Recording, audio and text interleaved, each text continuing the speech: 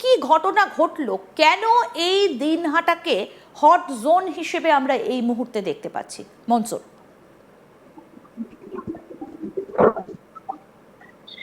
ক্ষমতার হলো যখন পালাবদল হলো, তারপর কিন্তু বাংলার এসটিএফ বিশাল বড় অভিযান চালালো কোচবিহারের দিনহাটাতে।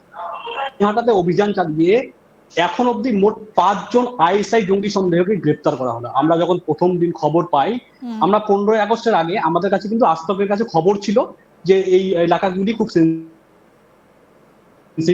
এবং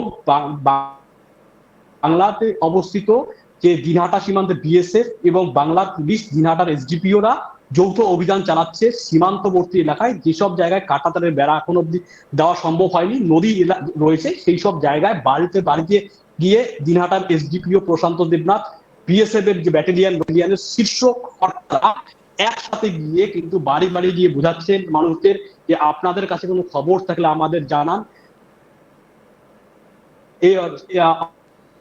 আপনারা কোনো কিছু।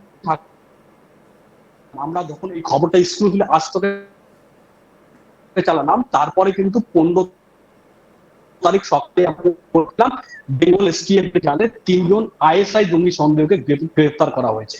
এই খবর পাওয়ার পরে আমরা যেটা দেখতে পেলাম যে একজনের বাড়ি হচ্ছে কাঁটাতারের বেড়ার ওই একদম লাগোয়া, রশিদুল হক তার নাম, দিনহাটার খড়াইখানায় বাড়ি। রশিদুলের বাড়িতে আমরা হাজির হলাম, আমরা দেখলাম রশিদুলের বেড়া রয়েছে। সেই রশিদুল সেখানে এখন আধুনিক সম্ভব হয়নি, পুরোনো যুগের কাঁটাতার রয়েছে। সেখান থেকে রশিদুলের নামে একাধিক সিম কার্ড বাংলাদেশে রয়েছে, বাংলাদেশে যে পাকিস্তানের হাই কমিশন রয়েছে সেখানে অ্যাক্টিভেট রয়েছে, করাচি রাওয়ালপিন্ডিতে অ্যাক্টিভেট রয়েছে রশিদুলের নামে সিম। শুধু রশিদুল নয়, দিনহাটার আরেক বাসিন্দা, তার নাম হচ্ছে নাজির আলী। নাজির আলীর কাছেও অ্যারেস্ট করে এসটিএ। নাজির আলীও সিম সেই বাংলাদেশ হয়ে নেপালের কাঠমান্ডু হয়ে পাকিস্তানে পৌঁছে। পাঞ্জিপাড়া রয়েছে উত্তর দিনাজপুরের পাঞ্জিপাড়া থেকে আরেকজনকে শফিকুল হক। এর আগেও কিন্তু যে ফেক কারেন্সি রয়েছে এফআইসিএন, ইন্ডিয়ান ফেক কারেন্সি, সেই ফেক কারেন্সি সব গ্রেপ্তার হয়েছিল। সেই শফিকুলকে গ্রেপ্তার করে এই 3জনকে যখন গ্রেপ্তার করা হয়, তারপর 2 দিন পরে আরো একজনকে গ্রেপ্তার করা হয়, তার নাম মিঠুর রহমান। সেই মিঠুর রহমানের বাড়ি কাঁটাতারের বেড়ার ওই পারে, অর্থাৎ তার বাড়ি থেকে 24 ঘন্টা বিনা বাধায় বাংলাদেশ প্রবেশ। বাংলাদেশে যে আইন অমর এবং মিঠুর রহমানের বাড়ি থেকে উল্টো দিকে বাংলাদেশের ভুরুঙ্গা বাণী রয়েছে, যেখানে সে ভুরুঙ্গা বাড়ি মিঠুর রহমানের বাড়ি থেকে 1 কিলোমিটার দূরে। অর্থাৎ পরপর মনসুর দেখা যাচ্ছে যে 5 জনকে মোট এখান থেকে গ্রেপ্তার করা হয়েছে।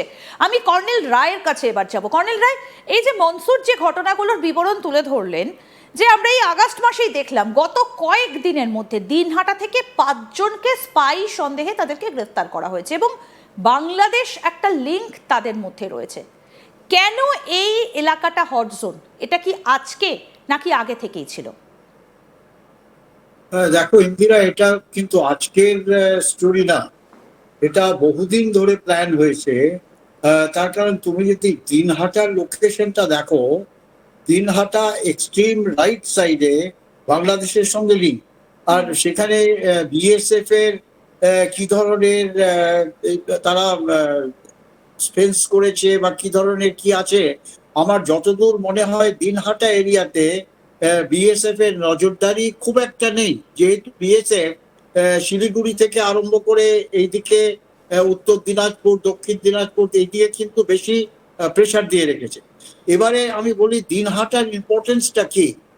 দেখো, দিনহাটা এরকম একটা লোকেশন, যদি উত্তর দিকে বা নর্থের দিকে যাওয়া হয় তাহলে আলিপুরদুয়ারে পৌঁছে যাও, আর আলিপুরদুয়ার থেকে তুমি পৌঁছে যাও ভুটানে।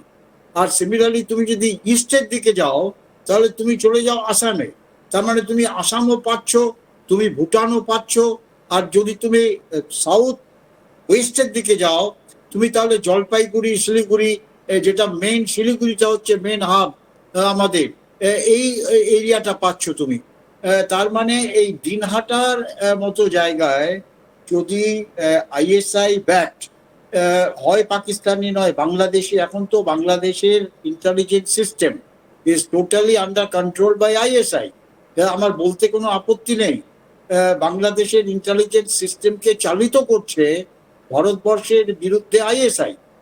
তারা তাদের পক্ষে এই দিনহাটার মতো জায়গায় এই ধরনের একটা মডুল, যেটা 4 জন 5 জনের একটা মডুল, সেই মডুলটা কিন্তু একটা ডিপ রুটেড এর একটা ইমপ্লিকেশন আছে towards the security of north east, যেটা অত্যন্ত জরুরি হচ্ছে যে এই মডেলগুলো প্রথমে তো বেঙ্গল এসটিএফ কে আমি অভিনন্দন জানাবো, তারা একটা ভালো কাজ করেছে, এটা অলরেডি এই মডেলটাকে ব্রেক করতে পেরেছে।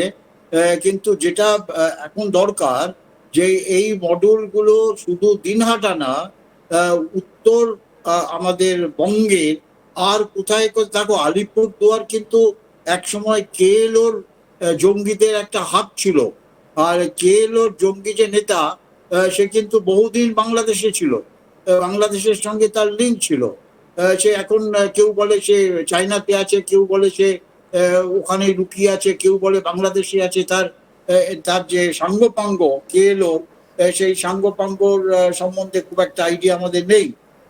কিন্তু দিনহাটায় যে ব্যাপারটা হলো, এই যে গত 4-5 দিন ধরে 4 জন 5 জন মডেলকে ধরা হলো, তারা বেসিক্যালি আইএসআই, পাকিস্তানি আইএসআই, যারা বাংলাদেশি হয়ে বা বাংলাদেশি শিফট করে আমাদের পশ্চিমবাংলার জানি না Aadhaar card, PAN card, voter card ইত্যাদি নিয়েছে কিনা, ইনভেস্টিগেশনে সেটা বেরিয়ে আসবে।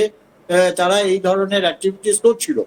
আর মেইন উদ্দেশ্য এই মডিউলগুলো ছিল যে তারা ভারতীয় সেনাবাহিনীর মুভমেন্ট, তারা ভারতীয় রেলওয়ে মুভমেন্ট, তারা ভারতীয় আর আর কি কি ডেভেলপমেন্ট হচ্ছে টুয়ার্ডস, দেখো এটা মেইনলি কিন্তু বাংলাদেশের সাইডে আমরা কি ডেভেলপ করছি মিলিটারিলি অর আদারওয়াইজ, সেটা নেওয়া। আর শুধু তাই না, তার সঙ্গে সঙ্গে তারা হয়তো এই মডেলগুলো পুরো ভারতবর্ষের মধ্যে ছড়িয়ে দিচ্ছিল through social site, brain wash করে ছড়িয়ে দিচ্ছিল। আমার কাছে খবর আছে যে গত 1-2 মাসে প্রায় 200 এই ধরনের অ্যাক্টিভিস্ট তাদের ভারতবর্ষ থেকে ক্যাপচার মানে ধরা হয়েছে বিভিন্ন স্টেট থেকে, শুধু পশ্চিমবাংলায় না, তাদের একটা বৃহত্তর একটা নেটওয়ার্ক কিন্তু ভারতবর্ষের মধ্যে ছড়িয়ে আছে, যেটা মেইন হেড হচ্ছে পাকিস্তানের আইএসআই। তারা এখন এই ধরনের অ্যাক্টিভিটিস গুলো স্পেশালি আমাদের পশ্চিমবাংলার বা পশ্চিমবাংলার আশেপাশে যে স্টেটগুলো আছে সেই স্টেটগুলোর মধ্যে অ্যাক্টিভিটিস করছে থ্রু বাংলাদেশ, ওর মধ্যে কোনো ডাউট নেই। তারা ডাইরেক্টলি পাকিস্তান থেকে এখানে অ্যাক্টিভিটিস করতে পারবে না, তারা থ্রু বাংলাদেশ এই বর্ডার স্টেটগুলোর মধ্যে পশ্চিমবঙ্গ, আসাম, ত্রিপুরা, তারপর ধরো বিহার, ছত্তিশগড়, এই সমস্ত জায়গায় তারা এই ধরনের মডিউলকে অ্যাক্টিভেট করার জন্য তাদের রিক্রুট করছে, তাদের ব্রেন ওয়াশ করছে, আর মডিউলগুলোকে আরো বাড়াচ্ছে।